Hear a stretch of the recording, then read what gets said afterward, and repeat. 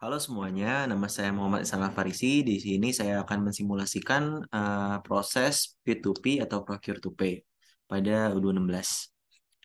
Kita next dulu. Nah, P2P itu apa sih ya? P2P itu adalah proses bisnis yang melibatkan semua aktivitas terkait dengan pembelian barang atau jasa dari pemasok dan pembayaran atas barang atau jasa tersebut.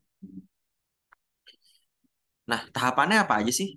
Pertama ada procurement atau pengadaan, receipt of goods, penerimaan, invoice processing itu pemesanan faktur, pembuatan bill, dan yang terakhir ada payment atau pembayaran. Nah, selesai tentang P2P, kita akan masuk ke skenario dari simulasi yang akan kita jalankan. Jadi, di sini ada perusahaan yang namanya PT Halfbad, merupakan perusahaan yang bergerak di bidang teknologi informasi. Perusahaan tersebut pada saat ini sedang melakukan perpindahan kantor. Pada fase awal pemindahan, PT Halblat memerlukan 20 buah meja dan 20 buah kursi. PT Halblat melakukan pembelian pada PT Azure Interior. Proses pembelian ini termasuk pada proses procure to pay, sehingga akan melewati seluruh langkah-langkah yang telah dijelaskan pada slide sebelumnya. Terdapat tiga user yang ada pada skenario ini. Pertama ada Percy Jackson, Purchase, Annabeth Chase Finance, dan Agrover Underwood sebagai inventory. Kita langsung masuk ke tutorialnya. Cuma sebelum kita coba masuk ke simulasinya ya, ke skenarionya, saya akan menjelaskan sedikit tentang bagaimana cara kita membuat user. Karena di sini saya udah bikin beberapa user nih. Ada Annabeth Chase, ada Grover Underwood, dan ada Chris Jackson. Udah sesuai sama role-nya masing-masing. Kalau kita klik, kita bisa lihat jadi di sini yang kebagian dia punya akses ke purchase sebagai administrator. Cuma untuk modul-modul lain kita nggak kasih dia akses karena emang dia role-nya hanya sebagai purchase. Nah, terus cara bikinnya gimana sih? Nah, ini kita tinggal ke setting aja ya, ke setting, terus ke user and companies, ke user. Di sini kita bisa pencet create dan kita langsung bisa isi aja nih, isi keterangannya yang kita isi, kita kasih akses dia dibagi di modul apa semuanya atau hanya beberapa. Dan di sini nanti action kita bisa change password untuk memasukkan passwordnya. Setelah itu kita create. Nah, kalau udah create nanti ya jadinya seperti yang udah dibikin di sini, akan masuk ke list ini gitu ya, list user yang telah dibuat oleh admin. Oke, selanjutnya kita langsung masuk ke simulasinya ya. Untuk simulasinya yang pasti pertama kita lakukan adalah membuat RFQ atau request for quotation. Dan yang pasti akan yang melakukannya adalah purchase. Kita langsung ke bagian purchase. Oke, ini udah masuk ya. Kita masuk lewat kita pindah browser dan login Udo dengan akun Percy Jackson sebagai purchase.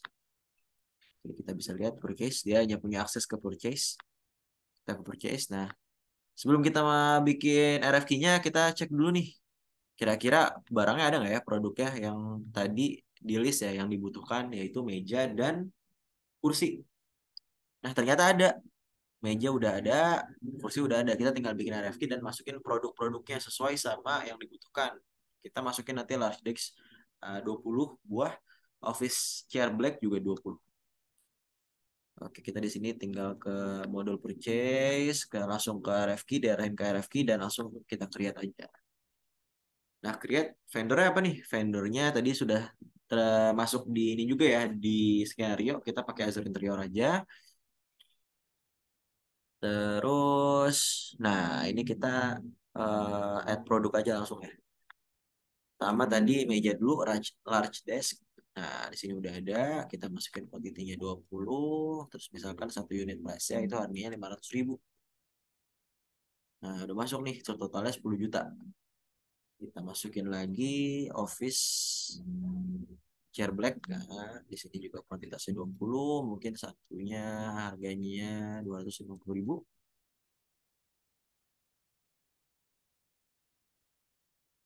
Oke, dan di sini totalnya 5 juta. Jadi totalnya ada 15 juta nih. Nah, ini RFQ-nya kita udah jadi. Sekarang kita send by email ke vendor atau ke pemasok ya. Caranya gimana? Kita tinggal klik send by email. Kita klik. Nah, ini udah dibikin ya. Terus kita klik.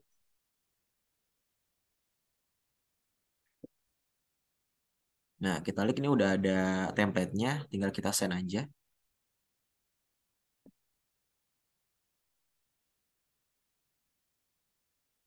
Nah, ini udah kesen, udah RFQ-nya udah sampai. Nah, yang perlu kita lakukan sekarang ada mengkonfirmasi pesanan kita. Jadi konfirmasi pesanan kita udah sesuai belum? Nggak ada yang mau diubah lagi, kita tinggal pencet ini aja nih. Jadi RFQ udah selesai, kita sekarang bikin purchase ordernya. Gimana caranya bikin ngubah si RFQ ini jadi purchase order ya itu dengan melakukan konfirmasi order kita. Kita di sini langsung aja klik confirm order, kita klik. Nah, kita udah ubah nih ya jadi purchase order. Nah, berarti kita udah tinggal nunggu nih barang kita nyampe-nya sesuai nggak sama tanggal yang expected ini. Cara ngeceknya gimana? Nah, cara ngeceknya kita ke bagian inventory. Cuma karena Percy Jackson ini cuma punya akses ke purchase, kita nggak bisa masuk ke inventory pakai akun dia. Kita ganti ke akunnya Grover.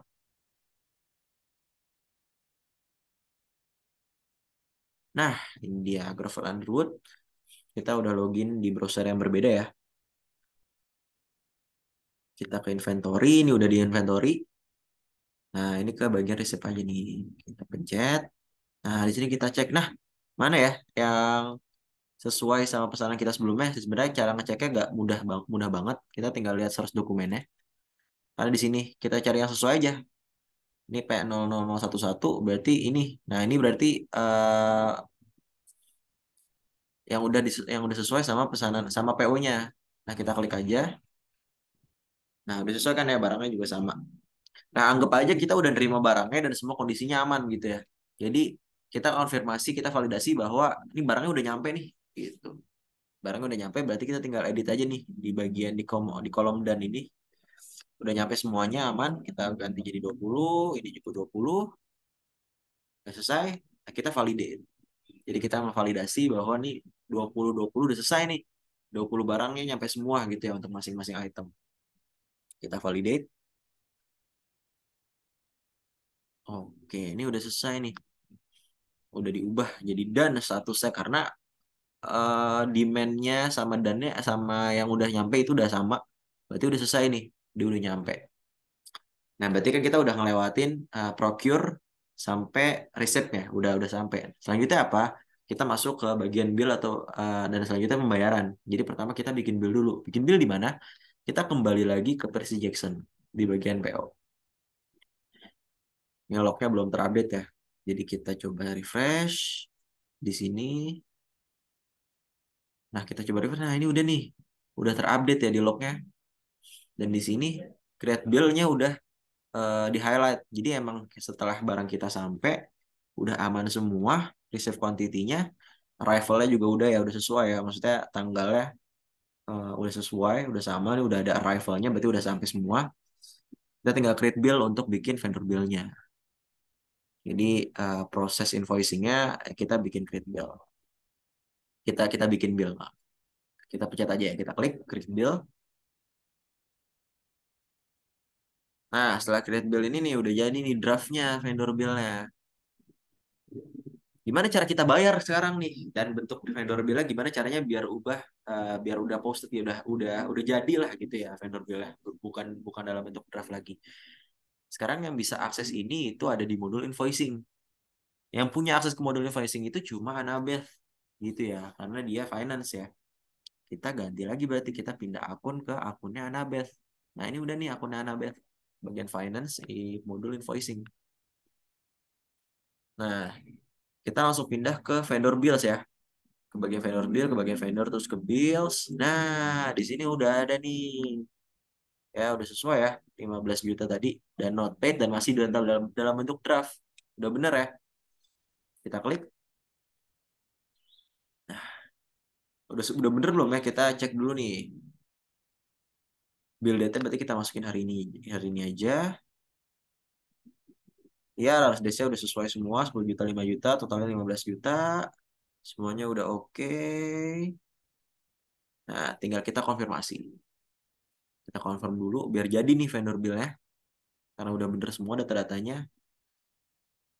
Udah jadi nih, billnya udah ada namanya, vendor bill dan lain-lain. Nah, dengan vendor bill yang udah jadi ini, kita masuk ke tahap yang terakhir yaitu payment.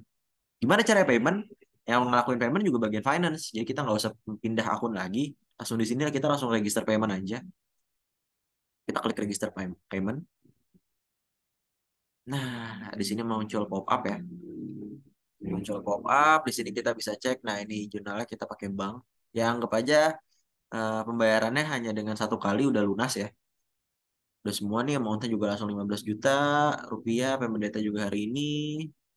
Masuk semua manual. Nah, kita create payment. Kita klik create payment nih. Nah, selesai. Jadi bilnya udah dibayar semua gitu. Ya sebenarnya simulasinya gitu aja ya. Cukup sederhana.